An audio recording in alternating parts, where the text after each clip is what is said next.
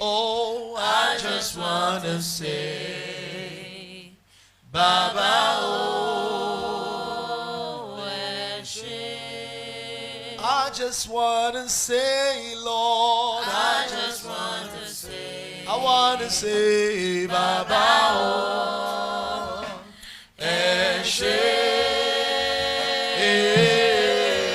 Lord, I just want to say, Baba, oh, I just want to say, Lord, I just want to say, oh, Baba, oh, oh, I just want to say, Baba, oh, Jehovah, you are the most. Yes, you are. Yes, you are, my Lord.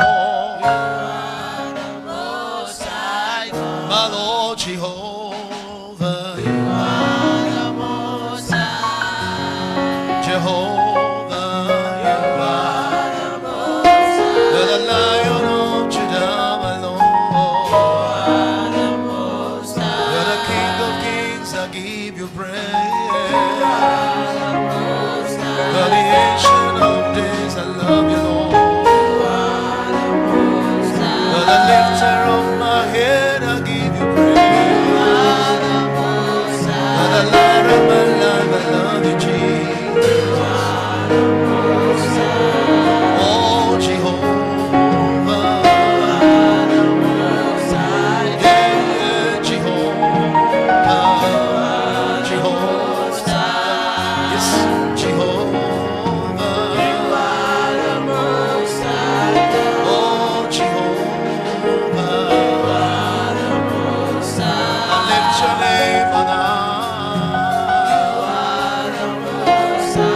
Yahweh Israel, we love you, Lord.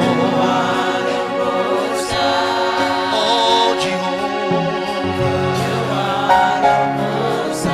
Yeah, Jehovah.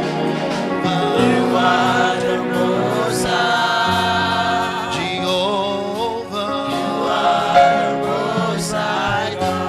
Lift your hands and worship him briefly. Give him praise and thanks. Celebrate him. Father, we worship you. Thank you for your mercies. Go ahead and thank him again for the privilege to wait upon him today. This is the 45th day. Just 5 days to go. Wow. 5 days to go. For those that were scared at the beginning, it's almost gone. It's almost over. Just 5 days to go. Give him praise. Give him thanks. Give him thanks. Give him thanks. Give him thanks. Ayaladosh kila brahaya. Mila tabaragalia. Entoli brakadash. In Jesus' name we have prayed. Amen. You may please be seated. In the next 20 minutes or so, I want to share briefly with you on the subject, do not envy the wicked. Do not envy the wicked. That's a rhema for tonight. It's a word from God to somebody here tonight. I don't know what you're going through. I don't know the challenge you may be grappling with.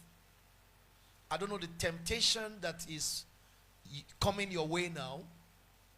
I don't know the pressure you may be going through. And you are tempted to begin to envy wicked people. Simply because they are succeeding. Or they are up above where you want to be. They are more successful. They are more, prominent. They seem to get away with whatever they do. The word of the Lord tonight is, do not envy the wicked.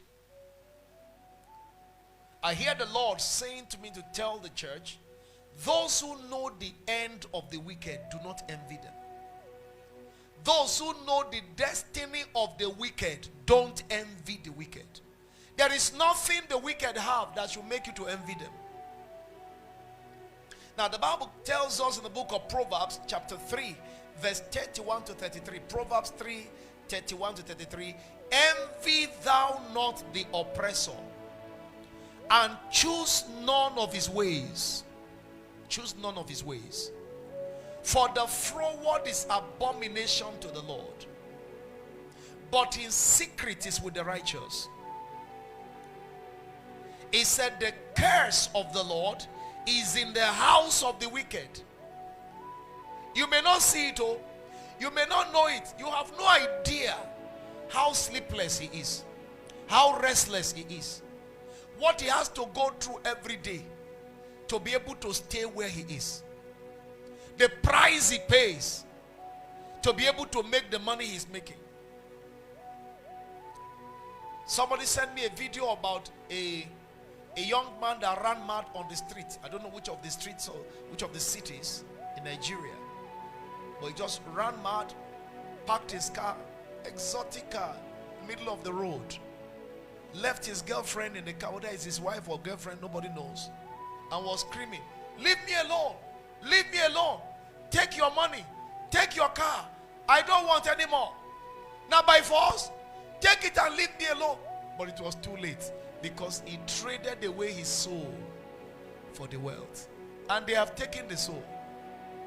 Satan does not play game when he does business of souls. He is a legalist. He will stick to the agreement and hold people to ransom. Don't envy the wicked. I don't know. I don't usually understand everything God tells me, and I don't wait to understand. But I know he wants me to tell somebody tonight. It may not be a message to everybody, but there is somebody who is beginning to envy the wicked. I wish I'm the owner of those jeeps. I wish I'm the owner of those estates. You don't know what they bury under the estate. He said the curse of the Lord is in the house of the wicked, but he blesseth the habitation of the just. Again, the blessing of the just that is in the habitation of the just may not be visible now. But what other blessings can supersede a peace of mind? You took a cup of water and you are full. There was a particular time I was on a compulsory fast for close to a month, if not more than a month. I was a student pastor on training in Jos. That is, there is no food to eat. So you are fasting compulsorily, and you don't even know when you're going to break the fast. Now, there were members in the church. I couldn't approach anybody because none of them called me to ministry. So why do I go to bother anybody about my challenge? If I have a problem, I should bear it, because now me say God called me. My father in the Lord is there. He's probably watching me right now. I wouldn't go to his house to beg for food. I would prefer to be